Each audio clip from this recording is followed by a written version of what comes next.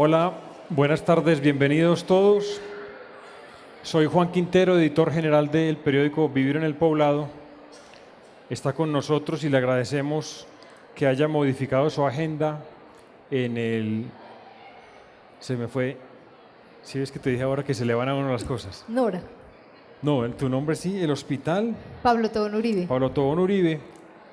¿Cómo será la agenda de la doctora en el Pablo Tobón Uribe? Y por eso agradecemos que haya modificado su tarde para estar con nosotros, para tratar un tema que nunca revisamos, que nunca conversamos en familia tal vez, pero que lamentablemente algún día por algún lado nos va a llegar. Y ahorita profundizamos, vamos a estar un rato con ella, alrededor de hora y media. Yo voy a hacer unas preguntas, mis compañeros van a estar con ustedes tomando preguntas del público, de forma que se puedan llevar una información clave para un tema familiar.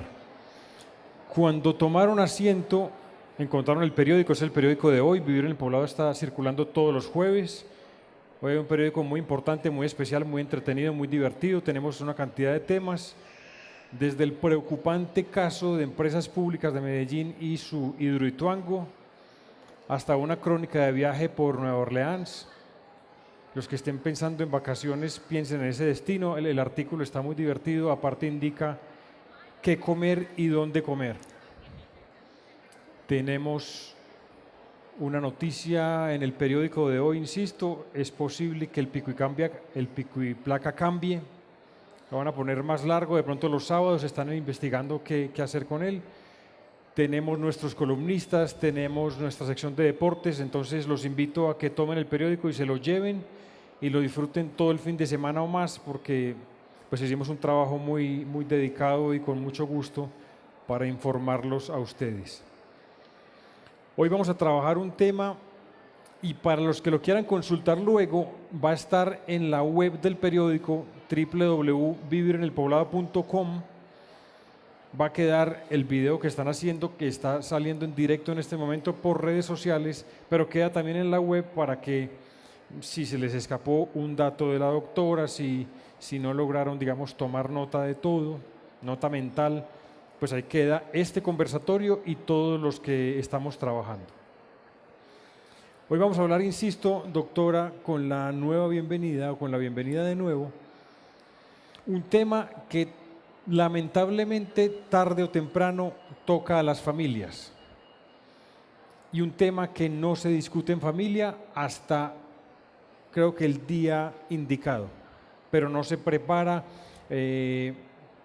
Alguien dirá que está bien no hablar de enfermedades y no hablar de las cosas malucas que vienen, pero vamos a ver la delicadeza del tema, las implicaciones para la familia, para el entorno laboral, el entorno económico, para incluso el sistema de salud, y es el tema de tener un enfermo en casa. La doctora esta mañana que conversamos me decía, hay unas enfermedades características de esta escena y lo vamos a detallar. Pero pongámonos en situación, vamos a hablar hoy de tener un enfermo en casa u hospitalizado y lo que desencadena en los miembros de la familia cuando hay que asignar a alguien para que tenga cuidado de esta persona. Algunas familias tienen forma por la vía económica, porque confían, porque tienen conocimiento de personas especialistas en contratar a alguien y en encargar a ese alguien del cuidado de su familiar en condición de mala salud, pero tampoco suele funcionar bien en todos los casos. Entonces, doctora Nora, bienvenida. Gracias. Gracias por su tiempo. Vamos a estar aquí un rato muy interesante. Hay partido de fútbol, no se vayan porque con los gritos nos vamos a enterar quién hizo gol. Si grita todo el mundo es que hizo gol Colombia y si hay una mala palabra ya saben qué nos pasó. Entonces quédense con nosotros que vamos a aprender, vamos a entender el tema y como les dije al principio, bienvenidas sus preguntas. Doctora, comencemos. Cae en la familia una situación de enfermedad. Usted ahora me decía características, el cáncer o las enfermedades mentales, pero no solo esas. y la familia, por supuesto, no estaba lista, no estaba preparada, no siempre, y empieza la discusión de hay que asignar a alguien a que cuide el enfermo. Y yo pensaba que estábamos hablando del enfermo en casa, pero también el enfermo en hospitalización. Hospitalizado, sí. Comencemos por ahí. Bueno, definitivamente cuando vamos a hablar de cuidadores y de enfermos en casa o hospitalizados, creo que es muy importante, yo le decía a Juan esta mañana, ¿por qué estoy yo aquí sentada?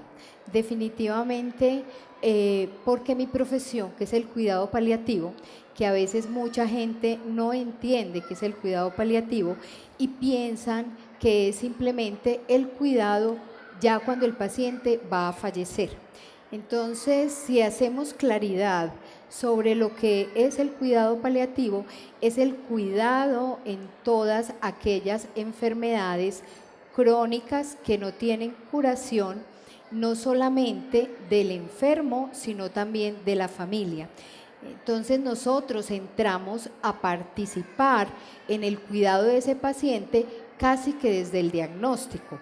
Muchas veces incluso a la gente le da temor cuando le dicen que lo van a mandar a cuidado paliativo, porque dicen, y es que yo ya me estoy muriendo. Cuando es todo lo contrario, es aprender a cuidar ese enfermo. Y el enfermo se cuida no solamente en la casa, sino que se cuida también cuando está en el hospital. Y quizás la parte del hospital es la que nos ayuda a prepararnos para cuidarlo en la casa. Nadie cuando empieza a cuidar tiene las cosas claras de qué es lo que tiene que hacer, inclusive cuando es personal de la salud. Los médicos no sabemos cuidar cuando es un familiar, las enfermeras no saben cuidar cuando es un familiar cercano. Entonces eso es lo que tenemos que ir aprendiendo poco a poco. ¿Qué es lo que debemos hacer y qué es lo que tenemos que aportar de nosotros como personas para que esa persona enferma se sienta bien? Se me pasó y no es tarde, por supuesto, contarles que la doctora es médica de la Bolivariana, especialista en medicina interna y en el manejo del dolor y cuidado paliativo. Y para reforzar lo que ahorita no quedó claro, Hospital Pablo Tobón Uribe. Marcábamos la diferencia, tener una situación de un familiar enfermo en casa o en el hospital. Los hospitales y las familias suelen tener conflicto con las instituciones cuando el hospital dice, no sé si el término sea dar de alta, pero por lo menos cuando tenemos que dejar la habitación e ir a casa en la sensación de que la persona no está aliviada. Ahí la familia riñe con la institución, siente por inseguridad, por necesidad, que todavía debe quedarse unos días más, pero el hospital, digámoslo abiertamente, necesita el lugar para otras personas. ¿Cómo funciona eso para que hagamos claridad sobre que los hospitales, digamos, que no quede la sensación de que están moviendo personas, sino que están generando espacios para más necesitados en salud, si se puede el término? En Colombia tenemos básicamente los hospitales para enfermedades agudas, o sea, algo que pasa eventualmente, va al hospital y se mejora y ya lo mandamos a la casa. Me explico. Un paciente con una neumonía, un paciente con una infección urinaria, un paciente que tiene una enfermedad a la que no le tienen un diagnóstico, va al hospital, está allí, se le hacen los exámenes, se hace el diagnóstico y el paciente se va a mandar a casa. Cuando hay conflicto o cuando la familia se siente un poquito angustiada de llevarse el paciente, básicamente cuando es un paciente con una enfermedad crónica. Entonces es el paciente con cáncer que tenemos hospitalizado, que entró, se le hizo el diagnóstico, se le dio su primera quimioterapia y lo vamos a mandar para la casa. Entonces la familia dice, pero es que todavía no está aliviado, entonces ¿por qué me lo voy a llevar para la casa? O el paciente diabético que ingresó a hospitalización porque tenía una infección en el pie, se le hace el tratamiento, se amputa muchas veces esa pierna que se llama un pie diabético y se va a mandar el paciente para la casa. Entonces la familia dice, pero es que yo no tengo quien lo cuide, como si fuera una obligación del sistema. O yo le decía a Juan esta mañana, es como si cuando nosotros nos enfermamos dejáramos de ser parte de esa familia y pasáramos simplemente a ser ciudadanos colombianos. O sea, ya es que se ocupe otra persona de ese paciente. Yo ya no lo puedo tener porque está enfermo. Entonces, definitivamente, los hospitales son para cosas agudas. Se soluciona el problema y mandamos el paciente a la casa.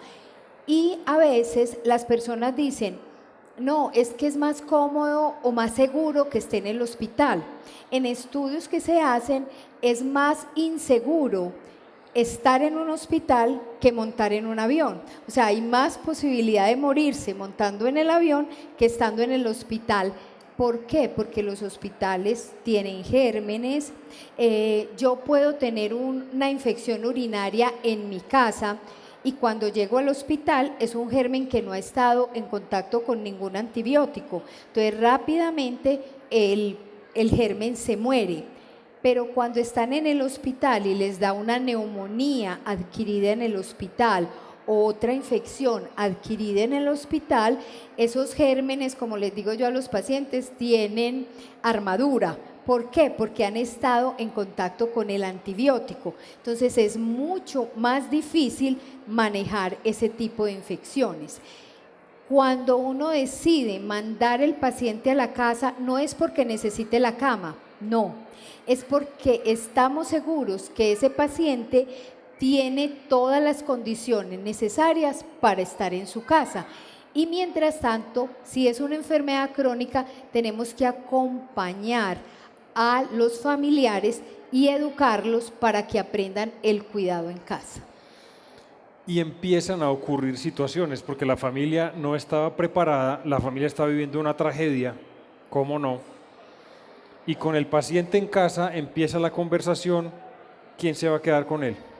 Y usted me contaba unas historias de la vida real, dramáticas, en que la familia no encuentra solución porque todos trabajan, porque los otros están en la vida escolar, y hay casos en que se ha presentado que termina la vecina, los niños por la tarde, el conductor del vehículo de la familia tomando un rol clave como es acompañar a una persona en situación de enfermedad.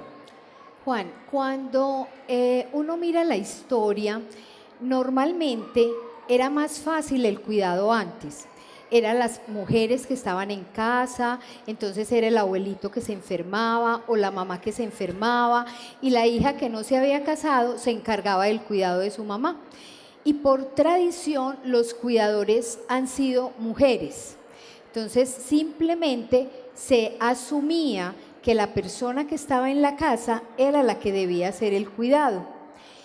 Pero cuando cambia el perfil de la sociedad, las mujeres adquieren otros roles, empezamos a trabajar, empiezan a no quedarse nadie en la casa, incluso las mujeres a ser cabeza de hogar. Cuando tenemos a alguien enfermo, entonces todo el mundo dice, bueno, ¿y quién lo va a cuidar? Es que no hay quien lo cuide. Y cada rato le dicen a una doctora, pero ¿cómo me lo voy a llevar? Es que todavía está postrado en la cama, es que yo no lo puedo cuidar, es que yo trabajo. Si yo me quedo cuidándolo, ¿quién va a trabajar para traer el sustento a esta casa? O a veces pasan cosas tan importantes como niños que se tienen que salir de estudiar porque tienen que brindar el cuidado a su abuelita, porque la mamá no puede cuidarla porque está trabajando. O definitivamente ahora tengo un paciente que me dice, no, es que nosotros trabajamos, no podemos cuidarlo.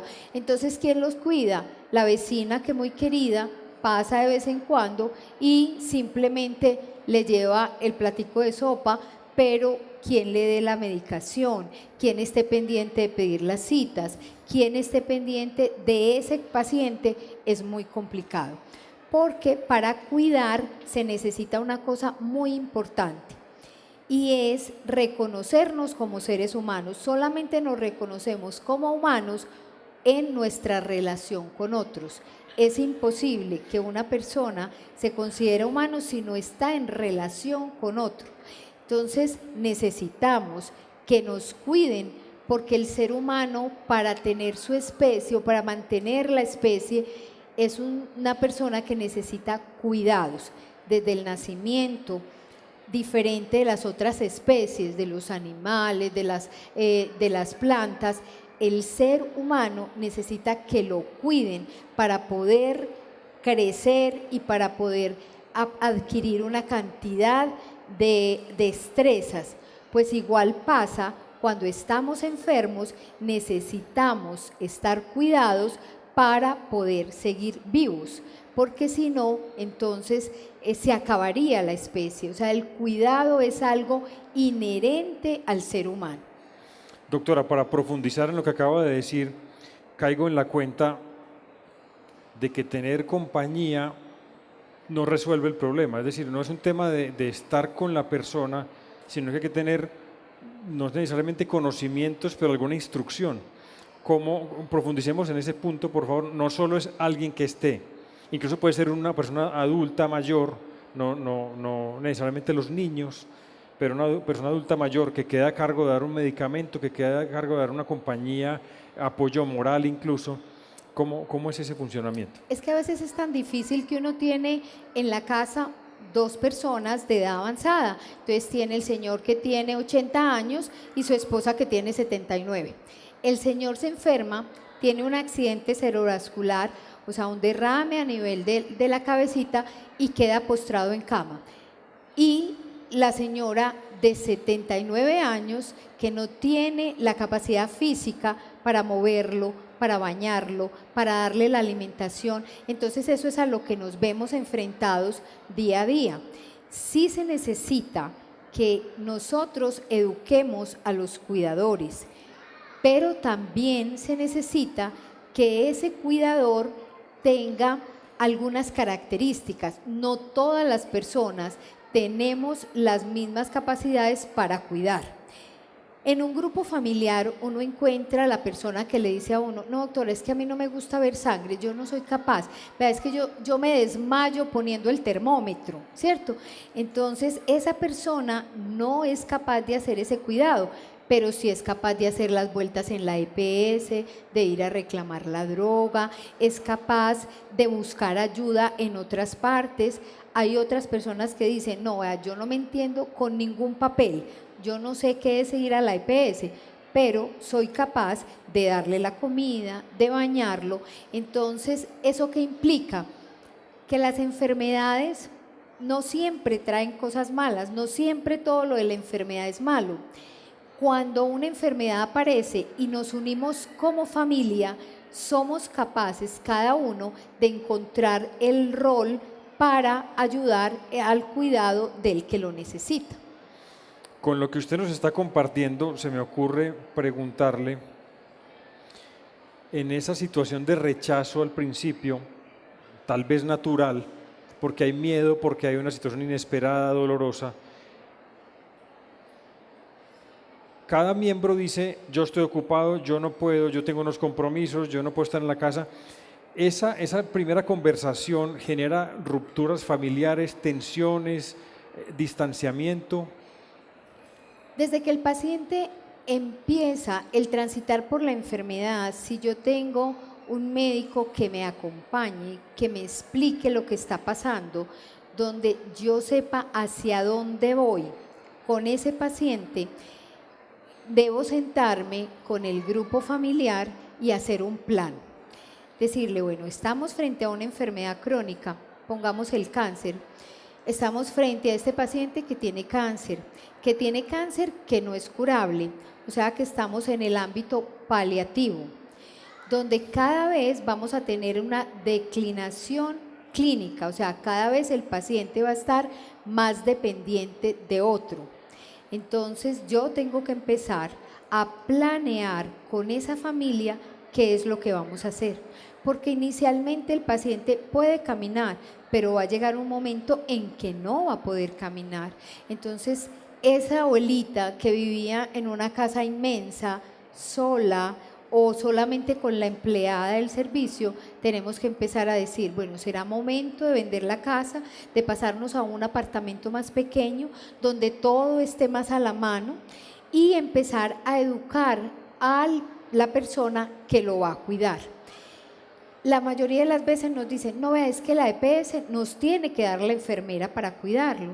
Y definitivamente ni la EPS ni la prepagada en Colombia no suministra enfermera 24 horas, los 365 días del año para cuidar ese paciente. Tenemos que aprender a cuidar el paciente. ¿Y a cuidarlo cómo? Cualquiera de nosotros necesita compañía, pero esa compañía debe ser una compañía amorosa. O sea, yo estoy dispuesta a donar mi tiempo para atender y cuidar a ese otro ser humano. ¿Y cómo logro eso?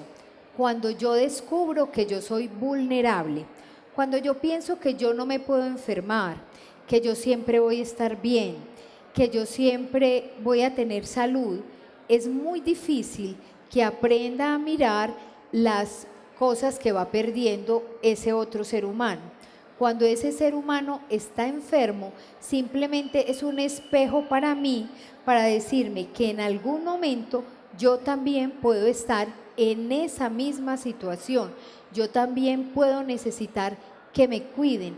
Entonces, lo primero en el cuidado es cuidar al otro como yo quisiera que me cuidaran a mí. Según su experiencia, doctora, y para los que acabaron de llegar, estamos con la doctora Nora Elena Saldarriaga. Nora Elena, me decías que es el nombre que se usa cuando había regaño. Yo cuando había espero regaño, que ya no te regañe. Sí. La doctora Nora está con nosotros, invitada por Vivir en el Poblado del Centro Comercial Santa Fe, hablando de la situación de tener un enfermo en casa. Según su experiencia, Nora, doctora Nora, este es un tema que conviene hablarlo en familia cualquier día de estos, como previendo situaciones, o no sirve de nada porque el choque emocional del momento real desborda cualquier planeación, cualquier acuerdo. ¿Qué nos puede decir sobre eso? Es un tema que hay que hablar. Estamos en una sociedad donde hemos aprendido a tapar las realidades. Entonces no hablamos de muerte, no hablamos de enfermedad, no hablamos de dolor. Siempre estamos diciendo, no, los niños no pueden oír eso. Cuando las personas que tienen más años aquí estaban pequeñas y alguien se moría, los llevaban al entierro y veían el muerto y estaban allí. Ahora no. Ahora la sociedad ha tapado todo ese tipo de cosas. Entonces decimos, no se lo puede mostrar que el abuelito está enfermo. No, está de viaje. No le podemos decir que alguien falleció. No, es que él no es capaz. No, en las familias hay que hablar de eso. No hay temas tabú. Hay que saberlo hablar y abordar con los niños, con las personas mayores, con las personas de edad media. Todos tenemos que hablar.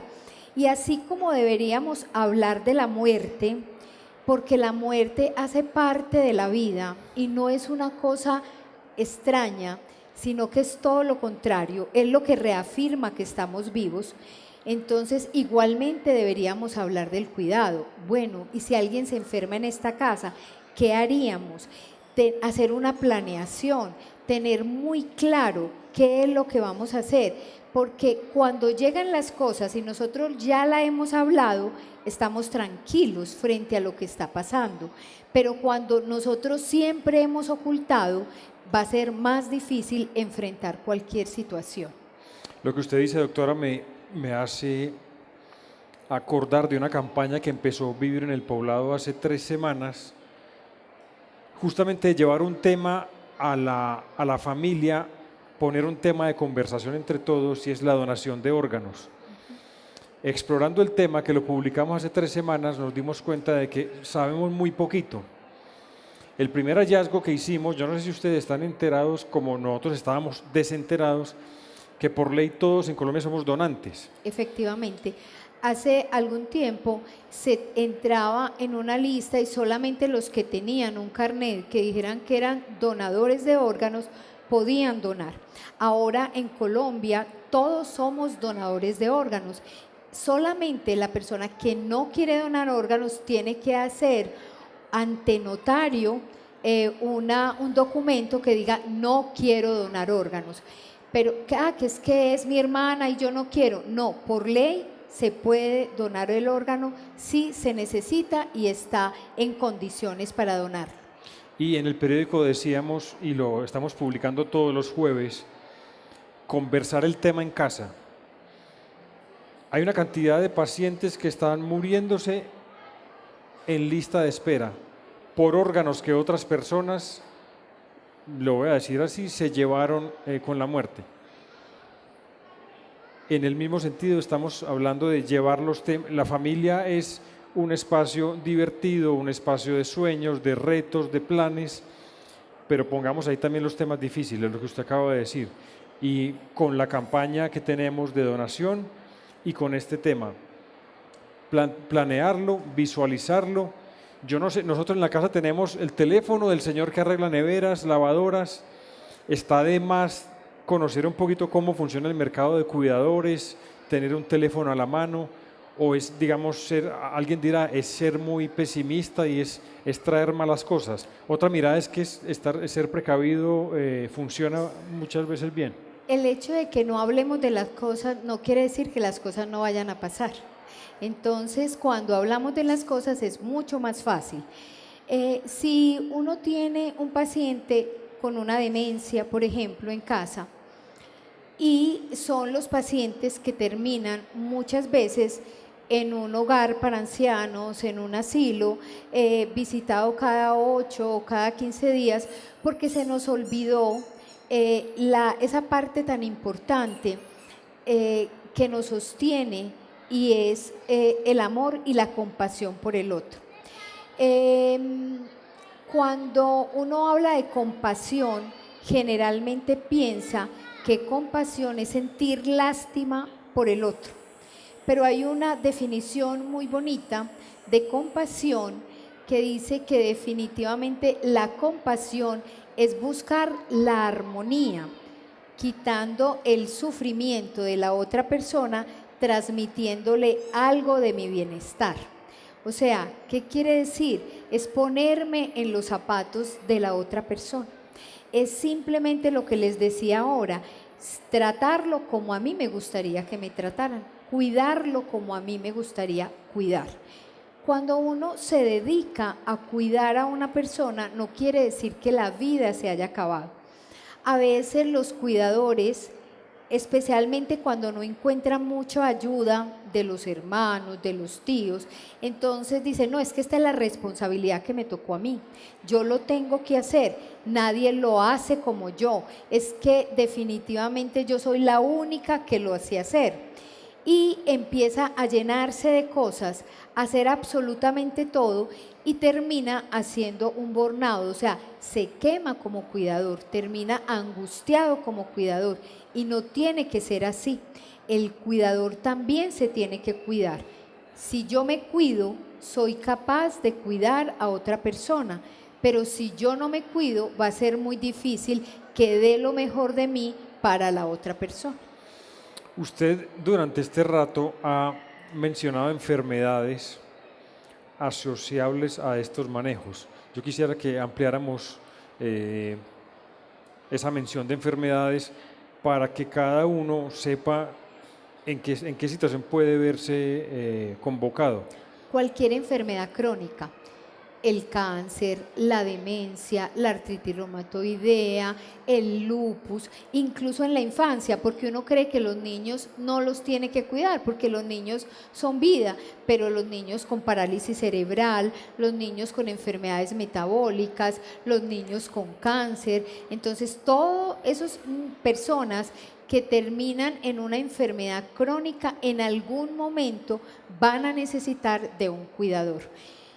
Enfermedades crónicas como por ejemplo la diabetes, que uno a veces dice, no, pero la diabetes que progresa en el tiempo puede tener complicaciones tan grandes que termine una persona, por ejemplo, en falla renal por la diabetes y se necesite una persona que la lleve a diálisis.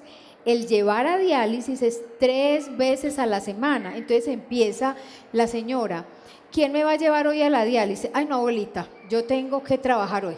Ay, no, abuelita, yo no la puedo llevar. Ay, no, yo tengo que ir a comprar tal cosa. Y sabemos que la diálisis es los lunes, los miércoles y los viernes. Sí, o sea, y no es un ratico, lo llevan y se quedan todo el día.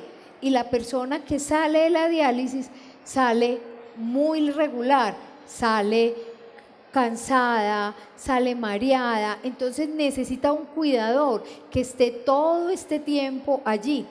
Los pacientes con enfermedades como hepáticas, como una cirrosis, que hace una descompensación, se llena de líquido el abdomen y tiene que llevarlo a que le saquen ese líquido. O sea, estamos pudiendo tener cualquier paciente con enfermedad crónica en la casa que eventualmente va a necesitar el cuidado. ¿De quién? De cada uno de nosotros, y que si no nos preparamos para eso, va a ser una tragedia. Primero le empezamos a echar la culpa a la EPS, es que las EPS sí son malas, es que no me dan enfermera, y era lo que les decía ahora, cuando uno se enferma como si dejara de ser de esa familia, ya es de la EPS, ¿cierto? Segundo, cuando tenemos una persona enferma en casa, empezando por las salidas, ay no, abuelito, entonces ¿quién se va a quedar con el abuelito si todos vamos para Coveñas, ¿cierto? Hacemos ida a algún lugar y ¿quién se va a quedar? Entonces todo eso es lo que tenemos que ir mirando poco a poco. No tiene que ser solo una persona que cuida. A veces se vuelve muy agobiante para una sola persona hacer el cuidado. A veces no se puede que nadie de la familia haga cuidado, entonces hay que contratar a alguien para que cuide. Pero eso no quiere decir que si yo contrato a alguien para que cuide mi ser querido, yo ya lo dejé y no vuelvo a pensar en eso. No, tengo que estar pendiente porque la persona que está enferma se siente vulnerable, y al sentirse vulnerable es hablar como de si estuviera una herida. Entonces, cuando yo me siento vulnerable, no me siento amado, me siento un estorbo, me siento una carga. Entonces, por eso es que viene ahora, no, yo prefiero que me hagan la eutanasia. ¿Por qué? Porque es que yo soy un estorbo, yo no tengo quien me cuide, ¿sí? Entonces, cuando nos dedicamos a pensar que tenemos cada vez más posibilidad de tener eutanasia, es simplemente porque cada vez nos falta más cuidado de las personas que deberían tener todo el cuidado, porque son las personas que amamos. La doctora hace un ratico mencionó una situación que ha afectado familias no pocas y que no deja de ser de difícil manejo. La decisión de remitir, es la palabra, a un centro geriátrico, también denominados asilos. Hay familias que lo consideran necesario, obligatorio. En la familia hay disputa sobre si estamos dejando tirado al familiar, si lo estamos abandonando, si nos olvidamos de él. ¿Cómo está hoy la situación en la decisión familiar de usar esos servicios? En otros países se paga al cuidador. Entonces son países donde, por ejemplo, una hija trabajaba, se sale del trabajo, le pagan lo que le pagaban donde trabajaba y se dedica a cuidar a su persona enferma. Nosotros en Colombia hemos tenido proyectos de ley tratando de que se reconozca la labor del cuidador y se le pague al cuidador. Perdone, doctora, en los otros países, ¿quién se encarga de ese pago? La parte de salud de cada país, ¿cierto? En España lo hacen en Estados Unidos, le pagan a la persona que está cuidando el enfermo. Nosotros no tenemos eso, inclusive les decía, en el Congreso ha habido varios proyectos de ley tratando de darle al cuidador toda la importancia que tiene, pero definitivamente no se ha llegado a nada y entonces hay familias que no tienen con quién dejar el cuidado de su enfermo y eso no está mal, siempre y cuando se haga con la autorización del enfermo.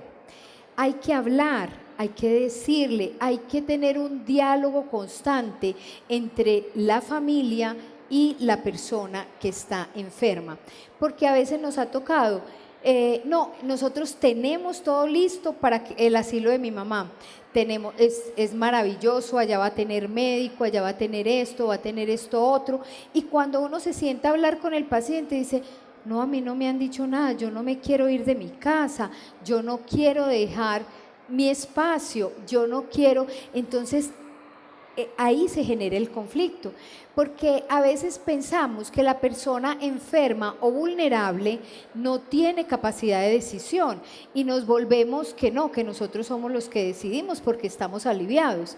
Entonces dejamos esa autonomía de la persona enferma a un lado y empezamos a hacer decisiones por ellos que definitivamente nos van a generar rupturas en la familia. Por eso la comunicación es la clave fundamental del cuidado. ¿Cómo me gusta a mí que me cuiden? ¿Quién me va a cuidar? Porque a veces es, no, tiene que ser tal hija y con esa hija ella no se lleva bien. En estos días me decía una señora, vea, me tengo que llevar a vivir a mi casa a la hija que ni siquiera me habla, que porque es la única que en este momento está sin trabajo y me puede cuidar. Hay que propiciar espacios de diálogo, espacios de perdón, espacios donde podamos decir qué es lo que queremos y que la otra persona también pueda expresar eso. Doctora, cuéntenos, por favor, cómo funciona el mercado de cuidadores. Si se limita solo a enfermeras o hay más alternativas, cuál es la selección ideal, dónde buscar. Si conoce las tarifas, para poner el tema muy cercano a todos y vamos vislumbrando opciones para el día que nos toque. Hay una cosa muy linda, cuando las personas empiezan a cuidar y se dan cuenta que tienen esa capacidad de cuidar, que son afectuosos, que son amorosos, que se acercan a la persona que cuidan de su familia. Cuando esa persona fallece, muchas personas le dicen a uno, ay, yo pudiera trabajar cuidando a un enfermo. Y uno dice, listo, ¿cierto? Y uno lo ha ido entrenando y ve que lo hace muy bien, entonces lo recomendamos. Hay algunos programas, por ejemplo, de Sura tiene un programa de cuidadores buenos donde entrena al cuidador y ellos cuando su paciente ya no están, pues empiezan a tener un sustento cuidando otras personas. También hay cuidadores que son auxiliares de enfermería, muchas ya no trabajan, se han retirado, entonces se dedican a hacer el cuidado. Inclusive hay enfermeras jefes que a veces hacen el cuidado de los pacientes. Las tarifas dependen de quién hace el cuidado. No es lo mismo una persona que no tiene entrenamiento en salud formal a una persona que tiene ese entrenamiento. A veces yo les digo, no necesitan la enfermera las 24 horas del día. Una paciente con 5 hijos, sí, todos trabajan, pueden tener enfermera en el día y cada uno de los hijos regalar una noche para cuidar a su mamá. Es que cuánto nos cuidó la mamá cuando estábamos pequeñitos. Las mamás, a veces se angustian y dicen, qué pena con mi hijo. Y yo le digo, pero ¿pena de qué? ¿Tú te levantabas en la noche a cuidarlo? Claro. Cuando tenía fiebre, ¿quién estaba ahí? Yo. Y a veces se nos olvida que ese cuidador y se nos olvida ser agradecidos, se nos olvida que esa persona que está enferma muchas veces perdió esa salud por estar cuidándonos a nosotros. Entonces yo le digo, no les dé tristeza. Entonces, que es que va a trabajar mañana. Muchas veces no se quedan rumbeando hasta muy tarde y al otro día trabajan. ¿sí? Entonces yo puedo tener una enfermera en el día y puedo hacer el cuidado de mi mamá una vez a la semana o de mi papá una vez a la semana. Pero eso necesita que como familia nos sentemos, miremos los recursos que tenemos y podamos hacer las cosas, porque a veces pelean también por eso. Pero ¿y quién va a pagar? Nosotros no lo podemos cuidar, pero yo no tengo quien pague. Ah, no, es que tiene que ser eso. No, es la mamá de todos, entonces todos, si nadie tiene posibilidad de cuidarlos, entre todos tienen que reunir para pagar a esa persona que pueda cuidar. Yo voy a volver a un punto que usted tocó, porque hemos hablado de dinero, turnos, logística, horarios, pero aquí está el tema humano, el tema de solidaridad, el tema de familia, el tema de compasión. Yo creo que sobre esa base funciona cualquier cosa. Sí. Cuando nosotros empezamos el cuidado, nosotros en el hospital tenemos un taller que se llama taller sobre cuidado del paciente en casa. ¿Qué buscamos con el taller? Buscamos que las personas se hagan conscientes del cuidado de su paciente, como voltearlo, como darle la medicación, cómo bañarlo, cómo distraerlo, porque a veces pensamos que como está el enfermo ahí, no le podemos leer un libro, no le podemos contar un chiste, no le podemos decir absolutamente nada porque está enfermo. Porque le tenemos tanto miedo a la enfermedad que cuando una persona está enferma, pensamos que esa persona es toda enfermedad. Y todos los que llegamos a visitarlo, no hablamos de la persona, hablamos de la enfermedad, ¿cierto? Y cómo vas, y cómo va la quimio, y has vomitado mucho, tal cosa. Nadie le pregunta por sus sueños, nadie le pregunta por su proyecto de vida, nadie le pregunta por sus ilusiones. Entonces dejamos a esa persona limitada a la enfermedad. Y yo digo, la enfermedad es una parte de la persona, pero esa persona sigue siendo mamá, hija, amiga, sigue teniendo sueños. Entonces, si todos llegamos a hablar de la enfermedad, pues limitamos esa persona a enfermedad. No, hablemosle de otra cosa, cómo me fue en el trabajo, qué personas conocí, qué le gusta leer y yo poderle leer, porque a veces están tan cansados que no pueden leer y son lectores empedernidos. Los simples silencios, sentarme en silencio en la cama del enfermo. No quiere hablar, no, es que se volvió tan mala clase, no, es que tiene dolor, ¿sí? Y eso muchas veces nosotros vemos los cambios en el estado de ánimo del enfermo y queremos que esa persona enferma se acomode a nosotros y nosotros no nos queremos acomodar a esa persona. Entonces, claro que está mal genio, es que está enfermo, claro que está mal genio, está pensando que se va a morir y a nadie le agrada pensar en ese tipo de cosas. Entonces, lo que tenemos que hacer es leer en la otra persona qué es lo que el otro necesita de mí, qué es lo que el otro espera de mí para yo podérselo dar.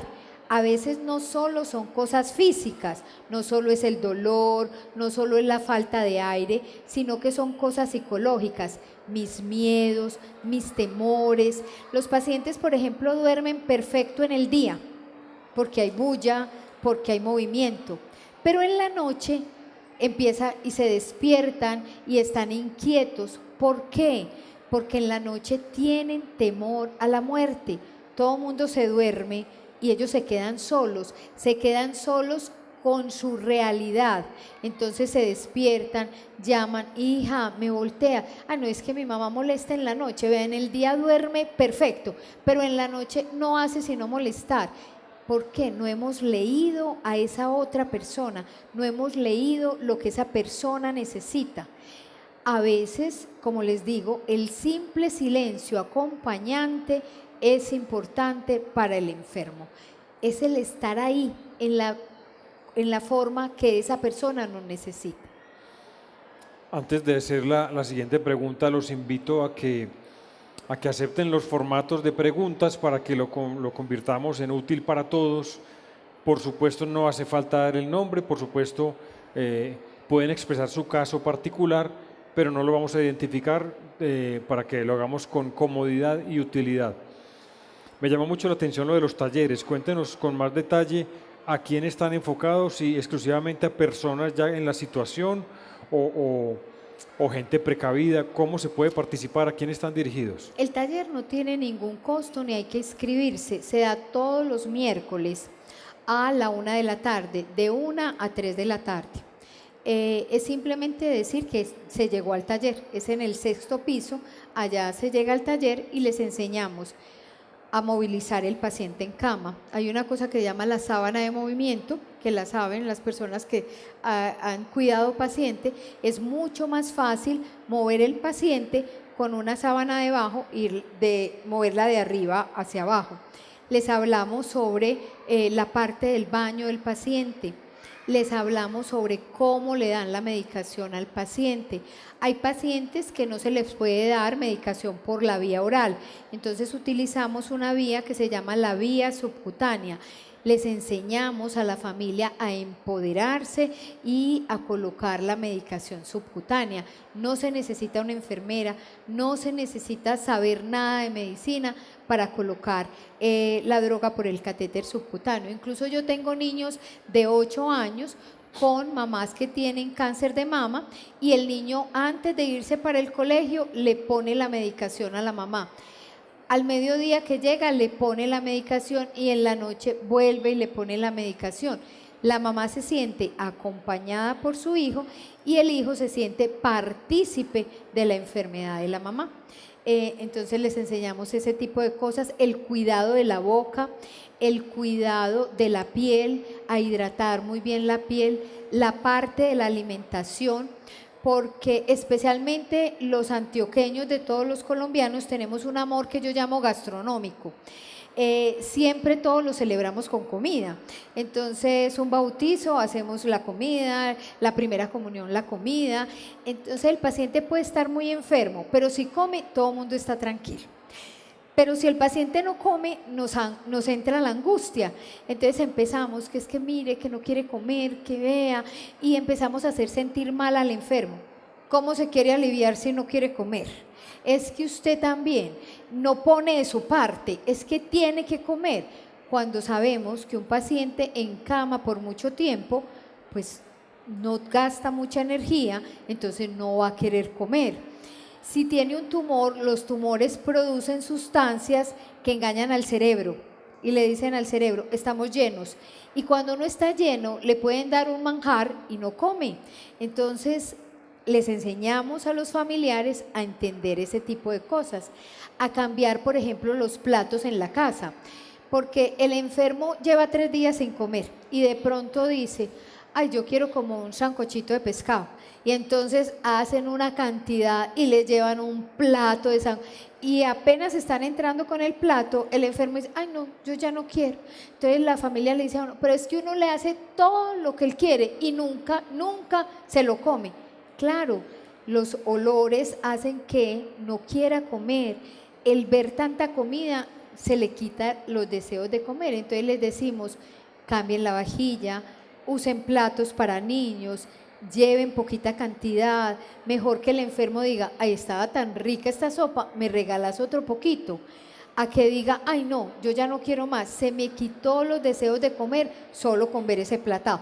Entonces, en eso, todas esas cosas es lo que les enseñamos, a cuidarse la boca, porque normalmente los enfermos crónicos tienen las defensas bajitas y nos dan hongos en la boca, entonces hay que enseñarle cómo se cuida la boca, hay que enseñarle la parte del cuidado de la piel, hay que enseñarle la parte del baño, porque hay muchos que no se pueden levantar a bañar. Y también enseñamos el cuidado del cuidador, porque los cuidadores a veces terminan más enfermos que el enfermo. Entonces hay que hacer cuidado del cuidador. ¿Y cómo hacemos eso? Enseñarlo que hay que hacer pausas activas, enseñarle que debe pensar en él y que si un día no cuida al enfermo, no es que no lo quiera, es que se está cuidando para después cuidar el enfermo. Les enseñamos ejercicios pequeños de estiramiento, les enseñamos truquitos como que no se pueden dejar los amigos. A veces se muere el paciente y el cuidador entra en un estado de depresión total porque su vida se limitó al enfermo. Entonces, cuando les decimos que no dejen sus amigos, así sea que se encuentren una vez a la semana y 10 minutos, así sea que le pongan un mensaje en WhatsApp, que le den una llamada, pero que no dejen los amigos, que aprendan a separar lo urgente de lo prioritario. Entonces, que es que yo me levanto, despacho el niño para el colegio, tengo que hacer el desayuno, tengo que bañar a mi mamá a las 8 de la mañana. Yo le digo, mira, bañar a tu mamá es urgente, pero no es prioritario. Mandar al niño al colegio es prioritario. A la mamá se la puede bañar a las 10 de la mañana y no hay ningún problema. Pero entonces a veces nos volvemos que cambiamos las cosas. Entonces les enseñamos a planear, les enseñamos a cuidarse, les enseñamos a entender que deben pedir ayuda. Porque a veces nos dicen, vea, es que mis hermanas no me ayudan. Si yo no hago las cosas, nadie me ayuda. Y tú has hablado con tus hermanas. No, es que ellas no saben hacer las cosas como yo, ¿cierto? Entonces les enseñamos eso, que todas las personas ponemos el mejor empeño, así no lo hagan como yo. Que es que a mí me gusta que las jeringas vayan de grande a pequeño y mi hermana llega y desordena todas las jeringas. No, pero la hermana lo maneja bien de esa forma. Nadie tiene que hacer las cosas como yo. Entonces hay que enseñarle al cuidador a cuidarse, porque si no, corremos el riesgo de terminar un cuidador en burnout, o sea, en agotamiento completo, que empieza a pensar, ay, ¿cuándo será que se muere? Ay, ojalá se muera. Y le dice a uno, ay, doctora, tan horrible, yo estoy pensando que qué tan bueno que se muera mi mamá. No, es un pensamiento que llega porque yo estoy cansado, que lo tengo que dejar pasar y no me tiene que llenar de angustia ni de cosas que no me pueda perdonar. Y tengo que aprender a pedir ayuda a los otros cuidadores que están a mi alrededor. El tema está complejo, yo no sé si ustedes habían pensado en tantas cosas y en tantos retos que se vienen. Y le voy a hacer una pregunta difícil, porque quiero su opinión y tomémosla como una opinión de una persona que conoce, de una persona que es sensible al tema, que tiene experiencia en el tema. ¿Cuál debería ser el rol ideal del Estado nuestro en esta situación? El alcance, ¿cuál debería ser? Ahora no tenemos ninguna posibilidad de tener un rol grande del Estado en este proceso del cuidador. Cuando nosotros, porque ni siquiera tenemos programas muy estructurados de atención del paciente en casa. Muchas EPS ni siquiera cuando nosotros ponemos, este paciente requiere atención domiciliaria. ¿Qué quiere decir eso? Que el médico vaya a verlo, que haya una enfermera que vaya y esté pendiente de cambiar los catéteres, muchas veces incluso que regale o que les dé algunas horas de enfermería para el cuidado de ese paciente. Entonces muchas EPS ni siquiera tienen programas de atención domiciliaria.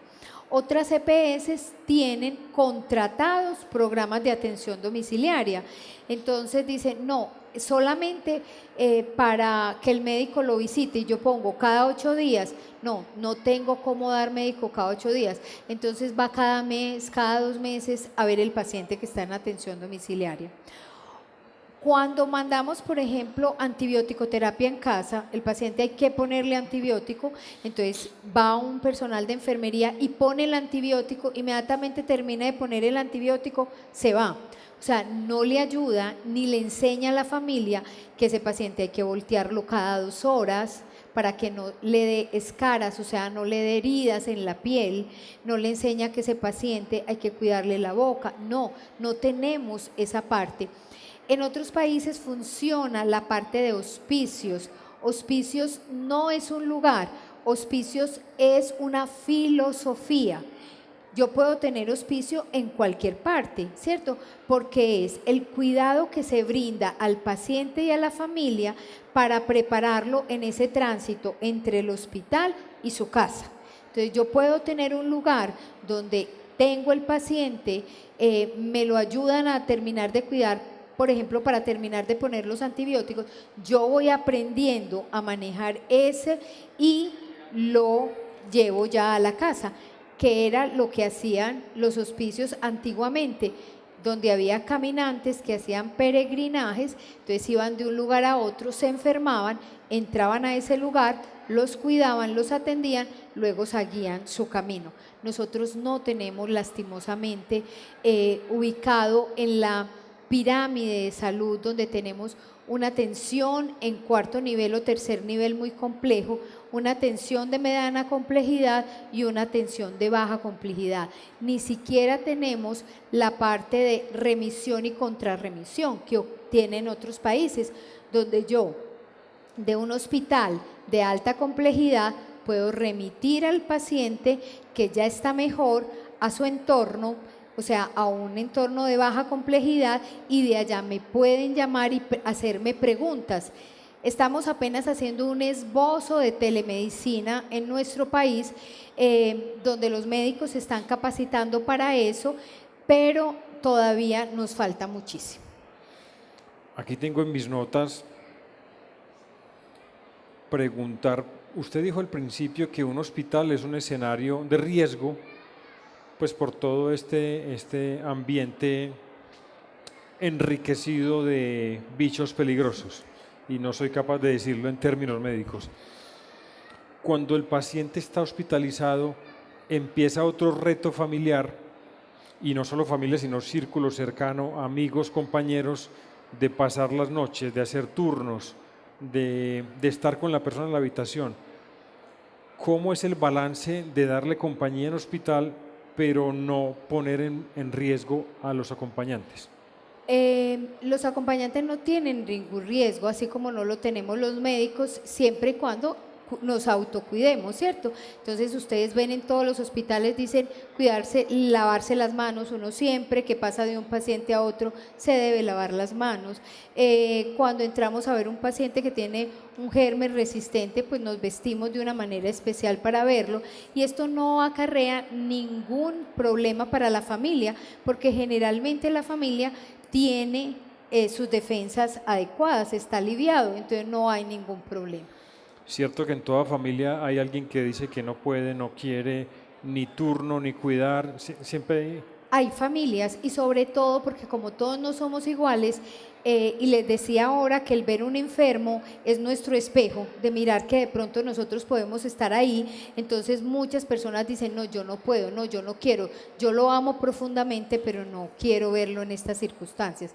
Con esas personas tenemos que hablar mucho, ayudarlos mucho para que vayan rompiendo ese temor y puedan acercarse al enfermo. Bueno, aquí llegaron unas preguntas, les agradecemos la doctora y yo y Santa Fe y Vivir en el Poblado, pues que se hayan animado a participar. La primera pregunta la voy a leer en orden. Si alguno de alguno no entiendo la letra, me perdonarán, pero voy a hacer en el orden, y puede que sea un poquito caótico o que no haya una estructura, pero vamos a compartir las dudas que tienen todos. Sí. Pregunta un participante si es cierto que por ley es obligación de los hijos responder por sus padres enfermos y ancianos. A ver, no hay una ley definitivamente que le diga a uno es que tiene que cuidar el papá. Y nosotros vemos muchos ancianos abandonados. Le da a uno tristeza, pero así es. Lo llevan al hospital y se les olvida que está ahí. No vuelven, y uno yo quiero hablar con el hijo, quiero hablar con la familia, le quiero contar qué es lo que tiene, y no. Y cuando lo logramos contactar con trabajo social, la respuesta es lo que pasa es que yo trabajo, y uno entiende las dificultades grandes por el que cursan muchas familias, pero también uno ve que hay personas que sacan días de vacaciones, que hay personas que sacan licencia, que hay personas que hablan en su trabajo para que les brinden un espacio y ellos poder ir por lo menos a hablar con el médico sobre sus familiares, o sea que no hay realmente quien obligue a cuidar a una persona. Esta pregunta está muy interesante, es el manejo del dolor. El participante escribió el nombre de la enfermedad, yo no soy capaz de leerlo, pero ayúdeme usted. Está en la segunda línea en el centro. Polineuropatía diabética.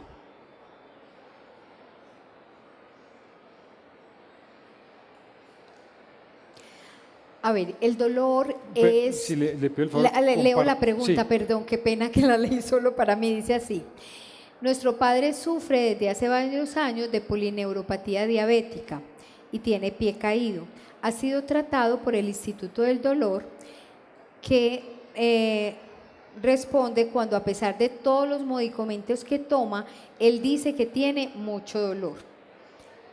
¿Qué responderle? A ver, ahora hay muchas cosas para el manejo del dolor, pero realmente es a veces imposible tener un paciente libre de dolor. Y por eso, y en neuropatía es una de las cosas donde más es difícil manejar el dolor. Por eso el dolor no se trata solo con medicamentos. El dolor es una respuesta a múltiples cosas. Y les decía ahora que no podemos limitar el paciente a el dolor a toda hora o a la enfermedad, porque el paciente no es polineuropatía. Entonces hay que tratar de entender qué le gusta al papá. A ver, papá, vamos a hacer esto. Yo sé que te está doliendo, pero vamos a intentar hacer esta otra cosa. A ver, papá, yo sé que te duele. O sea, no decirle, no, pero con todo lo que estás tomando, ¿cómo te va a doler? No, porque el dolor solo lo siente él. El dolor es subjetivo. No tenemos nada para medir el dolor, no tenemos un dolorómetro. Entonces tenemos que creerle al paciente cuando nos dice que tiene dolor. Hay que cambiarle el calzado, hay que hacer muchas veces otro tipo de terapias, como por ejemplo la natación o por ejemplo los hidroaeróbicos. Entonces es el manejo multimodal del dolor, y si ya estamos haciendo todo eso y a pesar de eso sigue con dolor, es sentarnos con él. Muchas veces los tenemos que mandar, a psicología o a psiquiatría para ayudarlos a manejar el dolor. Y ese manejo también tiene que ser para nosotros, porque a veces se vuelve desesperante para todo mundo. Papá, vamos a tal parte, no tengo dolor, hagamos tal cosa, no tengo dolor. No, papá, mira, está sentado viendo televisión, o sea que el dolor está ahí, pero te deja hacer otras cosas. Entonces vamos a hacer otra cosa, vamos a salir y a recordar todo lo que al papá le gustaba hacer antes para potencializarlo y de esa forma lograr sacarlo de ese hueco donde está solo pensando en dolor y que pueda mirar otras alternativas en el mundo. Yo creo que esta pregunta la escribieron mientras usted contaba cómo son los cursos, pero creo que es válido reforzar el tema porque yo no sé si ustedes estaban enterados, yo no lo sabía, y acordamos ahorita si es válido decir acuerdo, que vale planear y vale anticiparse las cosas. ¿Qué días son los cursos para enseñar a cuidar los enfermos y cuánto vale? No tiene ningún costo, no se tienen que inscribir, son todos los miércoles. Son muy enriquecedores porque como hay muchas familias, entonces uno pregunta una cosa, otro pregunta otra, entonces puede que yo no tuviese esa duda y de pronto decir, ay, yo no había pensado en eso, entonces eso los ayuda y los enriquece. Son los miércoles en la Torre B del hospital, en el 6º piso, de 1 a 3 de la tarde. De 1 a 3 de la tarde, como les digo, no se tienen que inscribir, no tienen que pagar, simplemente cuando llegan se les hace una pequeña encuesta sobre qué paciente es el que tienen, ¿para qué? Para nosotros saber más o menos qué es la posición o qué pueden haber aprendido y poder enriquecer la parte del curso. Doctora, ¿cuál es el comportamiento adecuado que debe asumir el cuidador cuando está siendo manipulado por el enfermo? A veces los enfermos se sienten solos y quieren tener al cuidador las 24 horas del día. No me bañe si no esta persona, no me da la comida si no esta persona, no, es que a mí no me puede dar la medicación si no esta persona. Entonces se vuelve una carga tan difícil de llevar que al enfermo también hay que ponerle límites. No, mamá, yo te quiero mucho, pero estoy cansada, te vas a quedar con tal persona y yo voy a salir. Si yo no puedo salir, entonces no voy a relajarme, a descansar y no te voy a poder cuidar.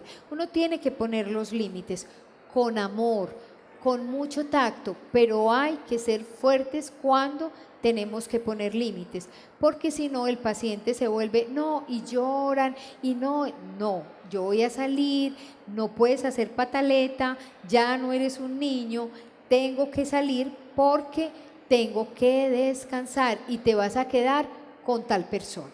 O sea, tenemos que ser fuertes ahí sin ir a que la persona se sienta vulnerada con lo que yo estoy diciendo. Esta pregunta también está muy valiosa, muy interesante, y usted la esbozó respuestas hace un rato, pero aquí hay un detalle particular. Los cuidados que debemos tener con el cuidador, pero mencionando el segmento de mamás que cuiden a sus hijos con enfermedades terminales. Es decir, no hablando solo de población adulta, sino ya Sí. menores. Cuando uno tiene un niño en fase terminal, es un tema muy complejo, porque el devenir de la vida nos ha enseñado que nosotros nacemos, crecemos y terminamos muriéndonos, ¿cierto? Pero, y para todo eso tenemos nombres, somos viudos, somos huérfanos, pero cuando el que muere es un niño, ni siquiera tenemos cómo nombrarlo, ¿cierto? Los papás de ese niño que está muriendo, siempre vamos a ser papás, ¿cierto? Entonces, a veces con las mamás y con los papás tenemos que trabajar muchísimo, porque a veces no quieren dejar al niño en ningún momento. Son mamás que pasan un mes, 2 meses hospitalizadas porque no se quieren mover del lado del niño. Hay que hablar mucho con ellas. En el hospital, cuando yo hablo con ellas, yo les digo, mira, yo entiendo que no te vas a ir a tu casa a dormir, pero por lo menos baja, cómete alguna cosa distinta, no aquí encerrada en la pieza, va y mira los pescaditos de la fuente, da una vuelta, que eso también le sirve a tu niño, porque le vas a ir a contar que los pescaditos son de colores, que hay rosados, que hay otros blancos, que hay otros negros. Entonces tenemos que hacer un trabajo con ellas, no solamente desde la parte médica, sino de la parte de trabajo social y de psicología, porque las mamás cuando tienen un niño enfermo, muchas veces el sentimiento es de culpa. Está enfermo por mi culpa, yo no lo llevé a tiempo, yo no me di cuenta a tiempo de que estaba enfermo, de pronto yo le transmití alguna cosa. Entonces tenemos que hacer un trabajo muy grande con ellas de perdón, porque no es ella la culpable de que su niño esté enfermo. Y apoyándonos mucho en los papás para que hagan ese relevo de, por lo menos en un momento dado, hacer que la mamá descanse un ratico y pueda volver a estar. Hemos tratado en el hospital de hacer el ambiente más cómodo, que haya un lugar adecuado para que se pueda acostar a dormir, que haya un lugar donde tenga la almohada, la cobija, con todas estas cosas, cuando la mamá definitivamente se niega a dejar su niño solo. Hay damas voluntarias, que es otro cuidado grande, que entonces entran las damas voluntarias y muchas veces, no, váyase tranquila que me voy a quedar leyendo un cuento. También en Confenalco tiene un programa muy lindo de lectura a los niños, entonces pasa por las habitaciones leyéndole cuento o cantándole a los niños, entonces en ese pedacito aprovechamos para sacar la mamá de ese lugar y que la mamá descanse. Esta es la misma pregunta de la número 1 sobre si hay leyes que obliguen a los hijos a cuidar a sus papás. Ya usted la contestó, pero estamos encontrando un factor común doloroso. Yo creo que no leyes humanas, pero leyes morales. Yo siempre pienso que el ser humano tiene que ser agradecido. Por muy mala que haya sido esa persona, fue la que nos trajo a este mundo, es la que hace que estemos en este momento acá.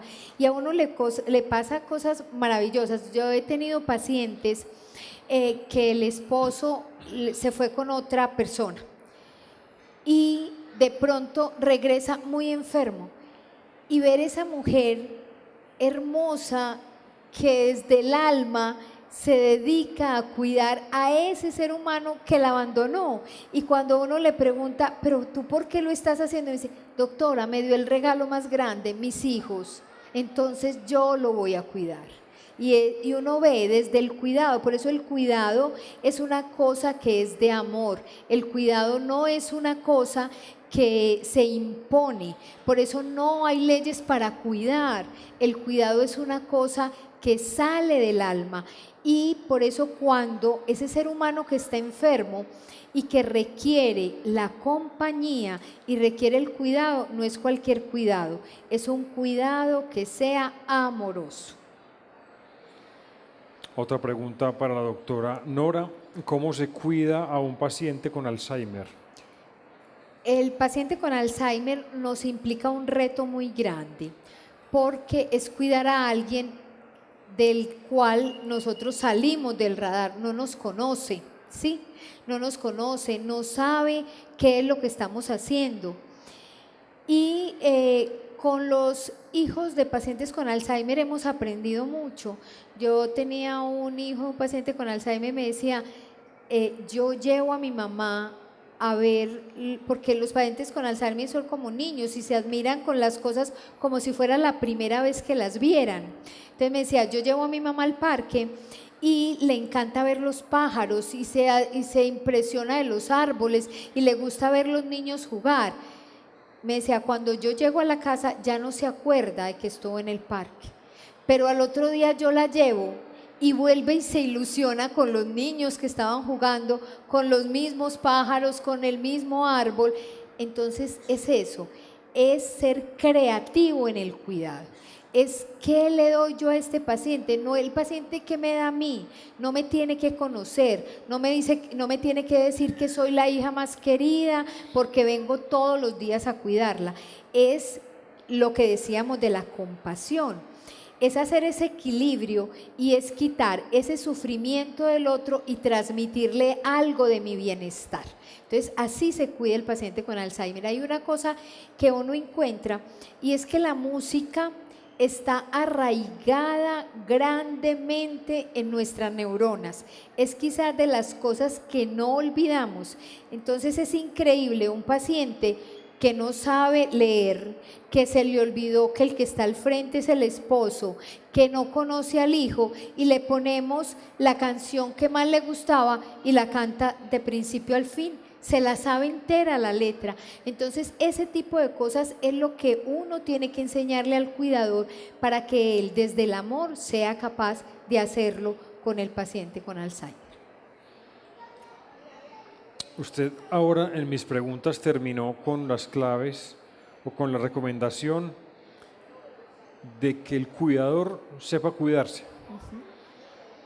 Pero aquí hay una situación particular de cómo cuidarse para poder cuidar al paciente cuando el cuidador es solo. Cuando el cuidador es solo, yo les digo siempre que aprovechen entre una tarea y otra. Bañé a mi mamá, entonces me doy un respiro, ¿sí?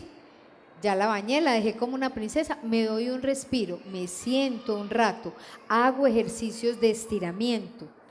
trato de tener un sueño con calidad. Mi mamá se durmió, yo me voy a dormir un rato, ¿sí? Trato de hacer cosas que me hagan crecer y como persona. Mi mamá está dormida, voy a leer un libro que me gusta. Mi mamá está dormida, voy a llamar a una amiga.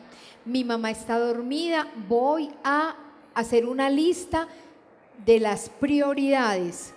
Entonces, todo ese tipo de cosas yo tengo que aprenderlas a hacer para poder cuidarme siempre y cuando soy un cuidador solo. A veces me dicen, vea, ay, me comí un helado tan delicioso, bañé a mi mamá, la acosté y llamé un domicilio y me quedé comiendo el domicilio rico. Me estoy cuidando, estoy diciendo, tú eres importante, tú eres una persona valiosa y tienes que cuidarte. Ocurre en casa. El paciente, el familiar enfermo, por las tensiones naturales del día a día, habiendo varios cuidadores, pelea más con el cuidador principal. ¿Alguna sugerencia para dirimir ese conflicto, esa tensión? Es normal que el cuidador principal sea el objeto de todas las peleas. ¿Por qué? Porque uno le pelea a la persona que le tiene confianza. Uno lo ve en el hospital. Uno llega y es el paciente más querido. Doctora, ¿cómo está? ¿Cómo amaneció? Usted siempre tan querida, aquí son ángeles. Y la hija me dice, ay doctora, es horrible, vea, yo me muevo y me regaña, me grita. Y uno le parece que le están hablando de otra persona. Y yo le digo a la hija, no lo tome personal. ¿Por qué? Él no se va a enojar conmigo, porque sabe que si él se enoja conmigo, yo le digo, mire, yo no lo voy a ver más, yo le voy a decir a alguien que venga y lo vea, porque yo no me voy a dejar insultar.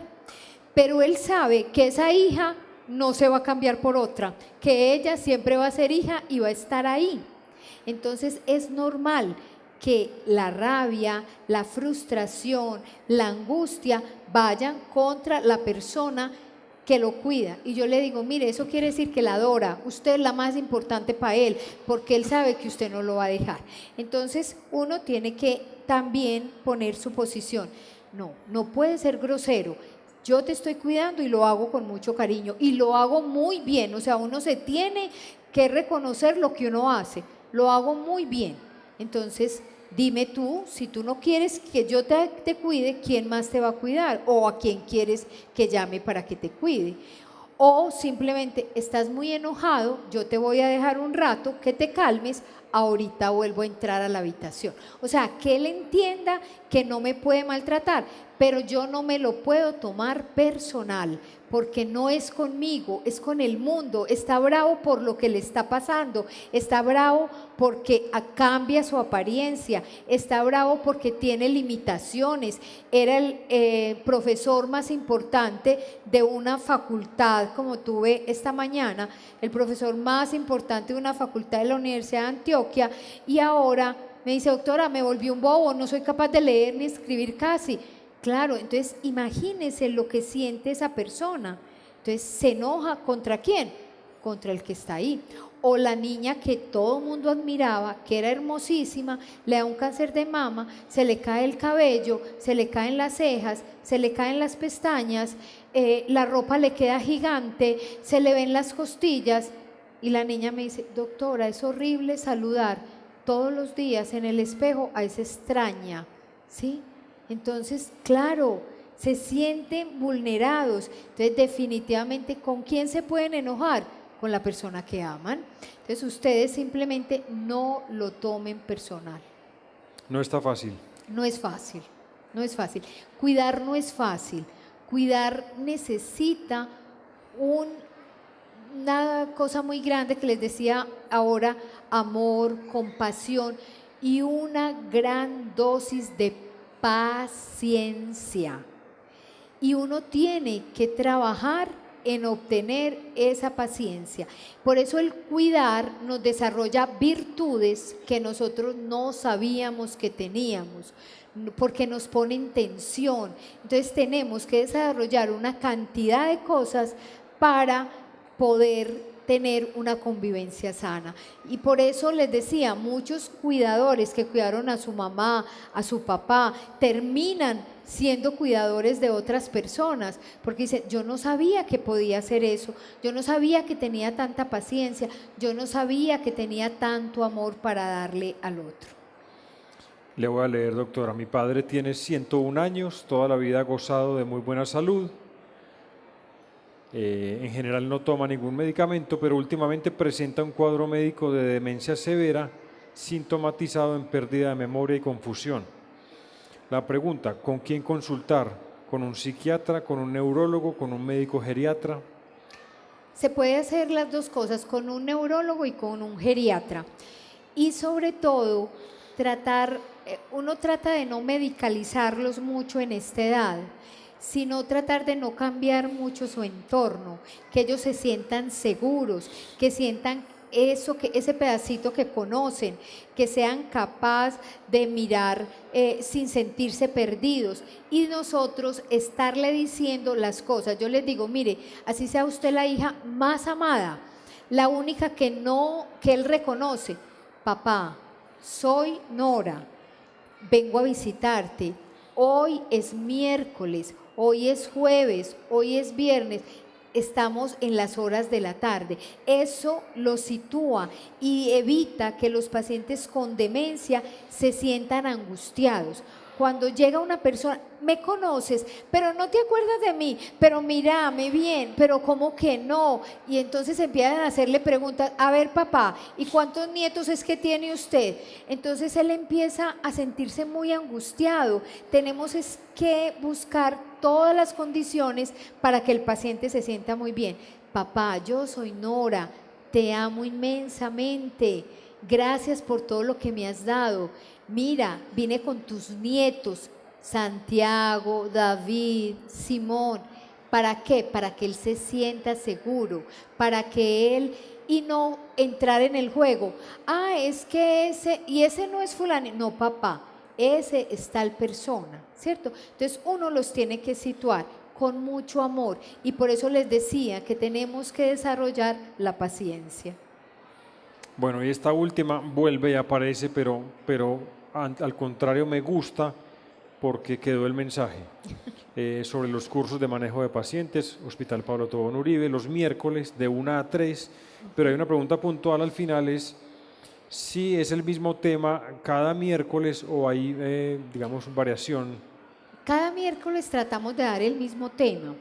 O sea, lo que es referente a la medicación, al cuidado de la boca, pero cada reunión es distinta porque va grupos de familias distintas, con cosas distintas, con necesidades diferentes, pacientes con diferentes diagnósticos. Entonces yo a veces les digo, se vale repetir el curso, ¿cierto? Entonces van a veces los miércoles y vuelven y dicen, yo quise volver porque no me quedó claro tal cosa, ¿sí? O porque a veces les da pena preguntar. Yo les digo, ninguna pregunta es boba. Si a mí se me ocurrió la pregunta, es una pregunta importante y la tengo que hacer. Entonces están invitados, los cursos son los miércoles de 1 a 3 de la tarde. A veces son muy básicos y muchas veces la gente dice, ay, yo ya sabía eso, pero esa persona puede aportar. Dice, ah, no, yo tengo en mi casa una paciente de tal forma y yo le hago esto. Los grupos de apoyo que por ejemplo, en Bogotá, la Universidad Nacional ha tratado de hacer grupos de apoyo de cuidadores, o en otros países existen los grupos de apoyo de cuidadores, son excelentes porque me ayudan a ver que yo no estoy sola, que lo que yo estoy pasando lo pasan otras personas, que yo puedo conversar con otras personas y aprender además, que puedo aportar. Entonces yo soy importante porque yo le puedo enseñar a otras personas cómo hacer el cuidado de su paciente. Bueno, hoy es 11 jueves de este jueves, en un par de jueves, el 25, van a venir las fundadoras del ISOL de Chavarría, van a compartir con ustedes, si quieren y deberían querer, el tema de educación, el tema de niñez, el tema de formación. Los esperamos a nombre de Santa Fe y Vivir en el Poblado. Y a nombre de Santa Fe y Vivir en el Poblado, doctora Nora, muchas gracias. Creo que ha Gracias sido a muy ustedes. valioso el rato para todos. A ustedes gracias por sus preguntas, por acompañarnos. Muy bien, Creo que el muchas aplauso gracias. es muy merecido. Muchas gracias. Con gusto.